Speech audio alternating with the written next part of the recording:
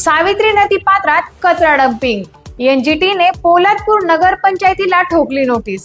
सावित्री नदी पात्रात अनधिकृतपणे घनकचरा टाकण्याच्या गंभीर प्रकरणाची दखल घेत राष्ट्रीय हरित लवादाने म्हणजेच एनजीटीने पोलादपूर नगरपंचायत, तहसील कार्यालय आणि महाराष्ट्र प्रदूषण नियंत्रण मंडळाला नोटीस बजावली आहे। या कारवाईमुळे स्थानिक प्रशासनात एकच खळबळ उडाली असून पर्यावरण संरक्षणाचा मुद्दा पुन्हा एकदा ऐरणीवर आला आहे। नदीपात्रात मोठ्या प्रमाणात कचरा टाकला जात असल्याने नदी प्रदूषण वाढत असून परिसरात नागरिकांच्या आरोग्यालाही धोका निर्माण झाला आहे। या प्रकरणात सत्कार ग्रामीण फाउंडेशन रायगडचे संस्थापक अध्यक्ष जितेंद्र गौतम पवार यांनी पुढाकार घेऊन नागरिकांच्या तक्रारी, छायाचित्रे व अन्य पुरावे संकलित करून एनजीटीकडे सादर केले। त्यांच्या या प्रयत्नांमुळे हे प्रकरण उजेडात आले। एनजीटीने संबंधित विभागाकडून तातडीने स्पष्टीकरण मागविले असून नदी पात्रातील कचरा त्वरित हटविण्याचे निर्देश अपेक्षित आहेत।